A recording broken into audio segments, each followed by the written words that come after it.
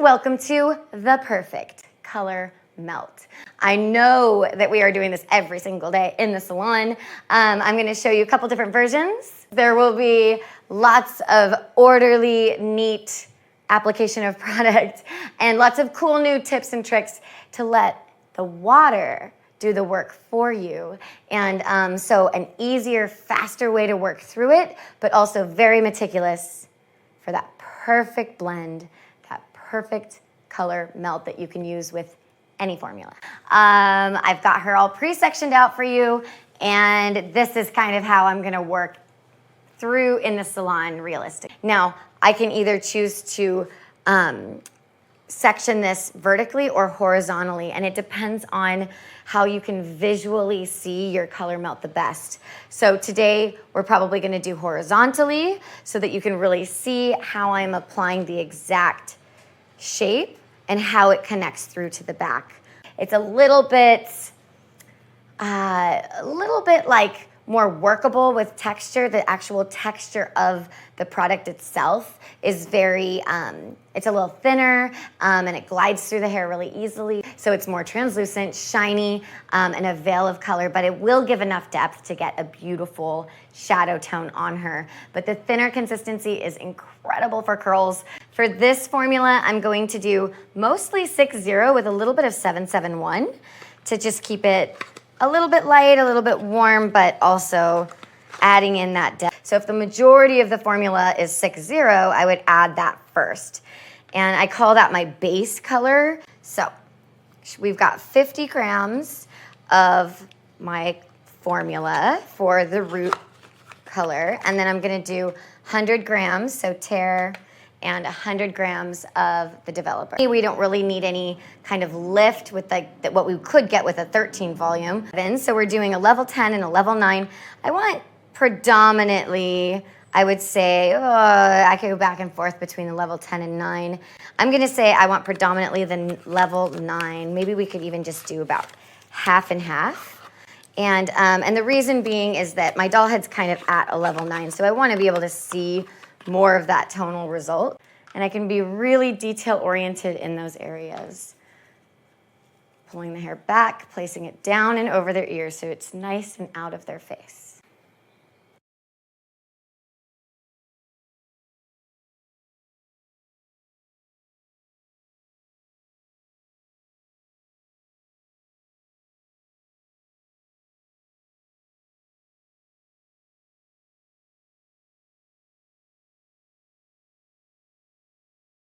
Now that you are completely applied, this is where we go in and start our color melt. So the roots are on. The line of demarcation from any highlights, any balayage, any of that has been hit. So say you have a big sweeping, like, something there that you wanted to like melt down a little bit. So however far your highlights are, that's how far you go, just past the line of demarcation that you created in your lightening process, right? In your pre-lightening process. Now this little bitty guy, I'm gonna spray the hair first and I'm getting it damp enough to where the color almost runs a little bit down. It's gonna dilute the color here, so I'm not applying the water to the root, only to that line of demarcation. Then when I apply my end color, I'm lifting up the hair to separate it out just below where the dark is so I don't get any dark on my brush. I'm going all the way down, and then I go back up to do my color melt to make sure that the formulas meet and combined and comb through. So there'll be a beautiful mid-tone here where the colors meet, but now I'm gonna start pulling my root color through further. So I did about 2 sections. Then, before I comb through, I'm going to dampen it, blend it, put my hand underneath, apply my root color, the same root color, down a little bit further. And because I've already dampened all of the areas, I'm gonna come down again with my second formula, melting them together, and from the roots, combing all of the way through. Section right? Dampen the line of demarcation so it melts itself down a bit, and then dampen the section mostly where you want your color melt to happen. So the difference, the reason this will make it more of a mid-tone is that this has been sitting on longer. So again, sectioning, applying our water to soften that line of demarcation, applying water to the rest, picking up that section of hair, right? And actually, yeah, you're just gonna come in, just working with that section of hair, making sure everything's clean, applying right to that area, coming down, right? Just gonna wipe our hand, because we're gonna blend this area now, and then give our hand a good wipe. And I'm not worried about combing the product all the way through, because that darker tone, as you're combing it, it is kind of just like we're creating a very soft highs and lows right there. So I color melt up this entire back portion of the head. Make sure it's all happening at the same time. Dampening the hair. See how it's already melting it through. Really blending those colors together, letting them meet in the middle here with your fingers. Go back to the top and comb through, all the way through. Melting it all down.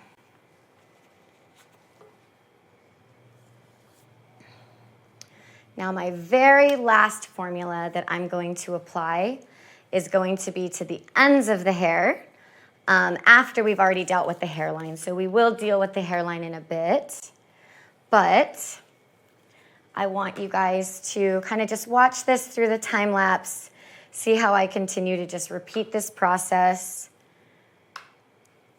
Applying my end formula, melting them together, and one nice comb through. I'm not getting anything of that root color on that end brush because I'm utilizing my fingers here to melt the other two colors together. All the way down to the ends, not through the ends. Then really melting it together, making sure that saturation, you're pinching and melting together with a final melt with your comb. And you're just giving yourself a little wipe in between to make sure that everything is just so nice and pretty, right? I'm going to kind of pre-apply it just so that I can kind of, make sure that I outline my section nice and neat. Then I can go through and apply, put down my product, wet. So now I'm not drawing it all the way through. I don't want any of that root color anywhere near any of those ends.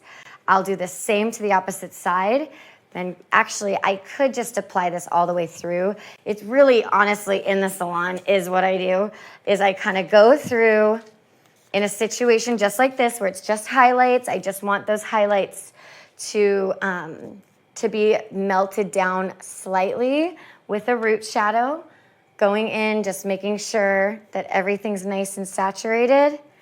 And even when I lift the hair up, if I see a highlight, I'm hitting it. The reason I don't use my comb here is she has curls and I want to make sure that I'm pulling the least amount possible on her head, on her scalp, and on her curls.